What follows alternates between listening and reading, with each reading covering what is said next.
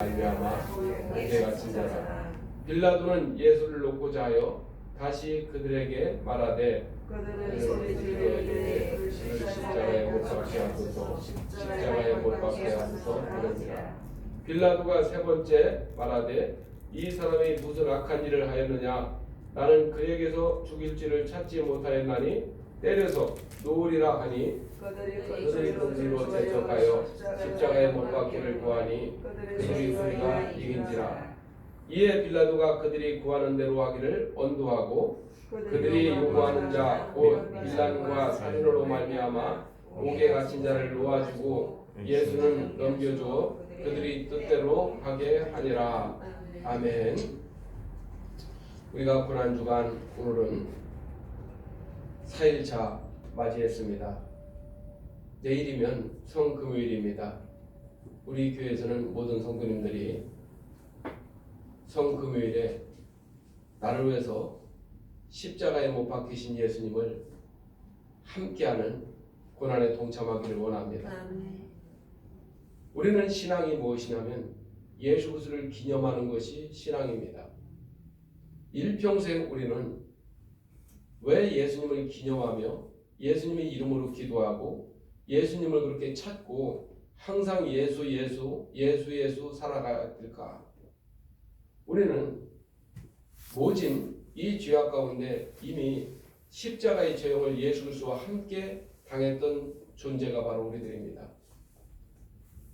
일종의 저도 시한부 인생을 살고 그런 무지막지한 무서운 암이라는 진단을 받고 그 암에서 고침을 받고 나서 제일 먼저 드는 생각이 무엇이었냐면 내 인생 이제는 덤으로 산다. 나는 이미 죽었던 인생이고 이제부터는 그냥 보너스로 인생을 산다. 그런 마음으로 지금까지 살고 있습니다. 오늘 빌라도 재판의 법정을 우리가 본문을 읽었습니다. 3번씩이나 예수 그리스도에게 죄를 발견하지 못하였다고 빌라도는 이야기를 합니다. 헤롯의 법정에서도 예수님은 죄가 없었다고 얘기합니다. 본문에서는 예수님이 당연히 무죄이기 때문에 석방되어야 마땅하다고 연거푸 3번을 이야기합니다. 그러나 저 유대인들은 모든 여론을 조성해서 빌라도에게 예수 그리스도의 사형을 강력하게 요구를 하고 있습니다. 빌라도는 그 여론을 받아들여서 정의와 양심과 공의를 잃어버렸습니다. 대제사장과 무리들이 선동으로 전혀 죄가 없는 예수님을 십자가에 처형하도록 하였습니다. 그 대신에 이 6월절에 저들이 우리도 특사가 있지 않습니까? 광복절 특사도 있고 그리고 간혹가다 성탄절 특사도 있고 그런 국가를 기념하고 그 나라의 경사가 있거나 그런 날에 특별 사면이라는 제도를 지금 우리도 가지고 있습니다.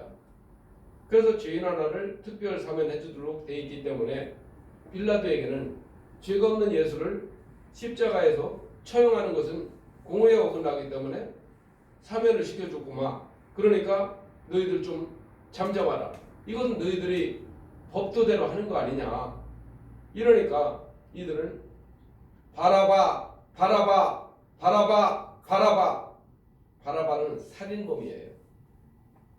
지금 우리나라도 특별 사면할 때 세상에 어느 나라가 살인한 사람을 특별 사면해 주는 나라가 어디 있어요? 경제범이라든가 아니면 사회적 범죄를 저지른 그런 사람들이나 살인을 하지 않은 그런 사람들의 죄에 대해서는 석방을 해주지만 살인범은 절대로 특별 사면을 해준 적도 없습니다. 그런데 이 살인범을 갖다가 석방을 해달라고 하고 예수님은 십자가에 못 박으라고 얘기를 하고 있어요. 왜 유대인들은 이렇게 분노가 크게 달했을까? 사랑하는 성도 여러분, 보통 이 대중들이 분노심이 일어나는 것은 다른 여러 가지 사유가 있겠지만요. 이 유대민족이라는 민족적인 고통을 한번 묵상해 볼 필요가 있습니다. 이들은 지금 로마의 식민 지배를 받고 있는 그런 중간에 있고 그리고 이 유대민족이라는 특별히 선민의식이 매우 강합니다. 유대인들은 예수 그리스도가 인류의 메시아로 오셔서 자기 나라를 다윗의 왕국과 같이 저 로마를 갖다가 완전히 멸망을 시켜버리고 전 세계가 흠모하는 그런 나라로 유대민족을 세워주기를 원했던 거예요.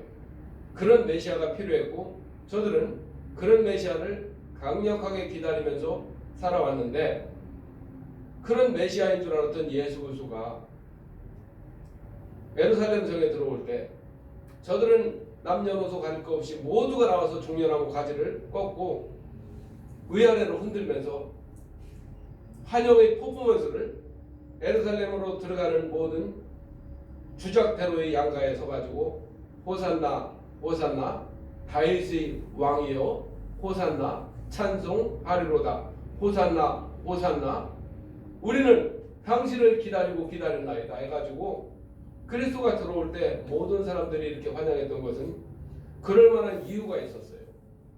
그동안 예수님께서 3년 동안 보였던 모든 행적을 놓고 볼 때에 그분은 메시아였습니다. 완전한 그리스도였다는 것을 누구도 부정할 수가 없어요. 주님의 말씀에는 강력한 능력이 있었기 때문에 수많은 사람들이 가서 말씀의 은혜를 받았고 세상에 어떤 사람으로부터 그런 얘기를 들어봅니까? 그 말씀에 생명력이 있어서 병든 자가 낫습니다. 그 말씀이 얼마나 능력이 있는지 상실되고 인생의 꿈을 잃어버린 사람들이 소망을 가졌습니다. 그 말씀이 얼마나 능력이 있던지 죽은 자가 살아났어요.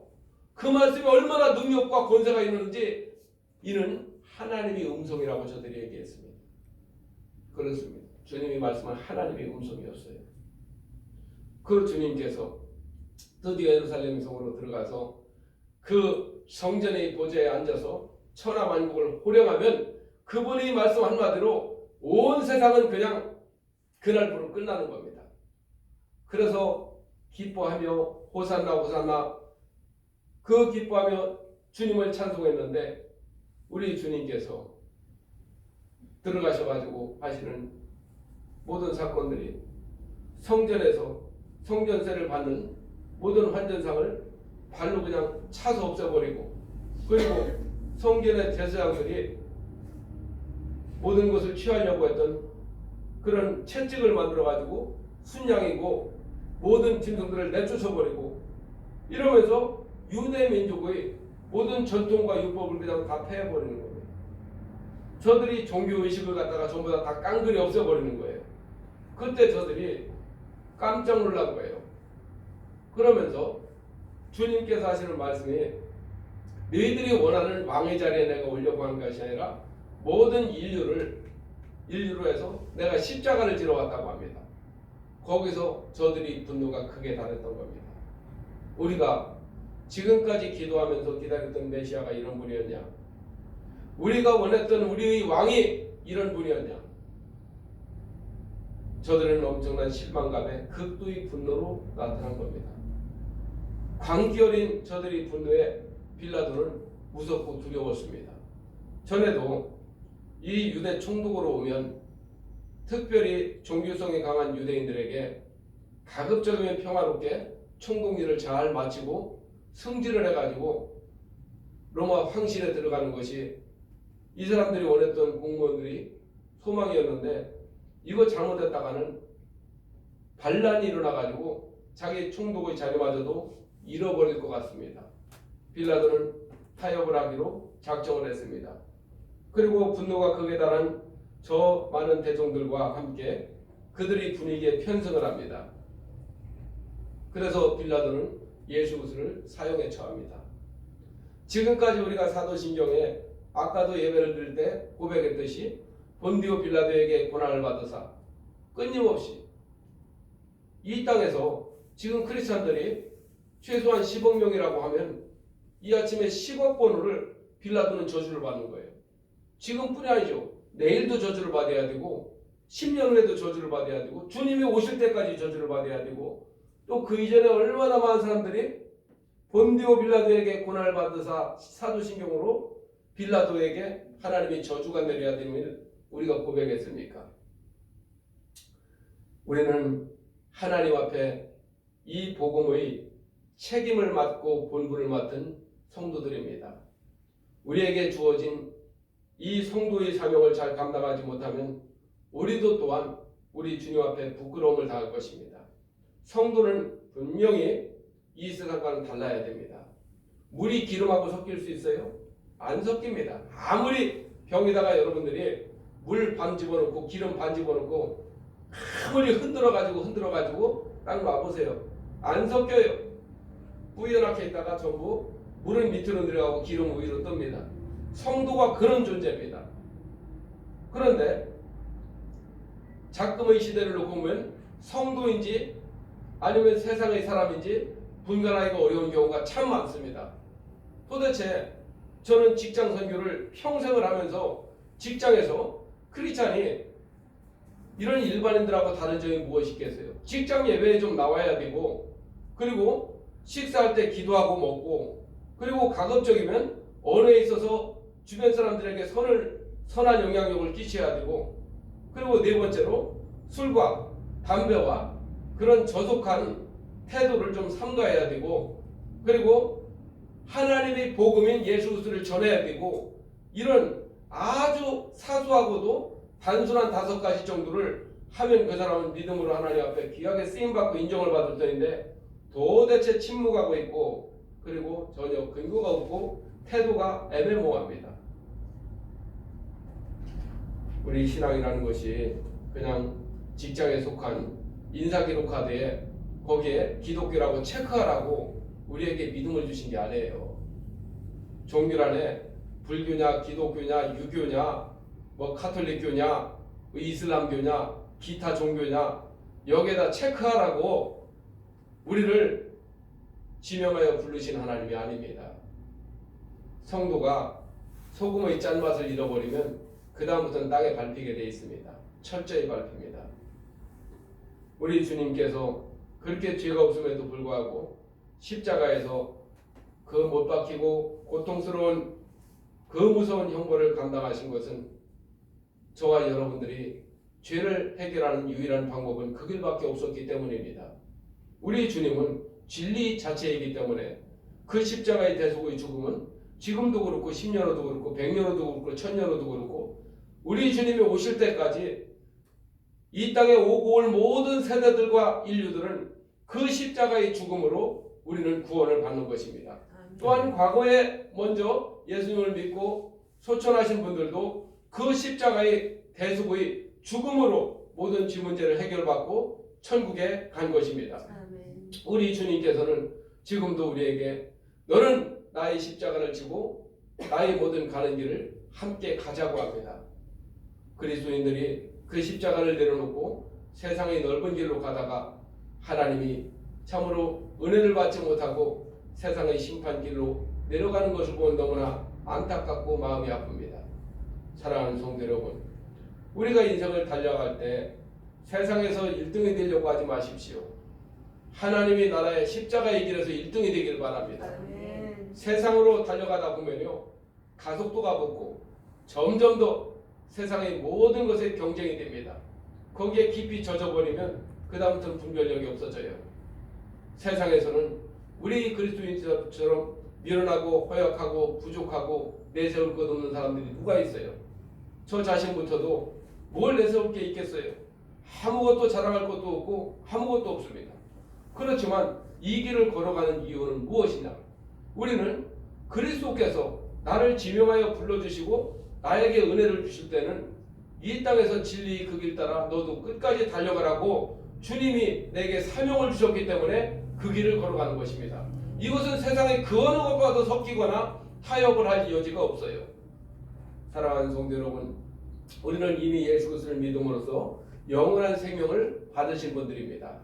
영원한 생명이라는 것을 이 땅에서 우리가 경험하고 누릴 수 있는, 말할 수 있는 그 정도의 것이 우리에게는 언어의 한계가 있습니다만 우리 영혼은 나날이 기뻐하고 감사합니다. 이제 얼마 안 남았습니다. 우리 주님 나라에 가서 정말로 이 영원한 생명이 얼마나 좋은 것인지 그때 그 자리에서 여러분들이 기뻐하는 모습이 제 눈에는 선합니다.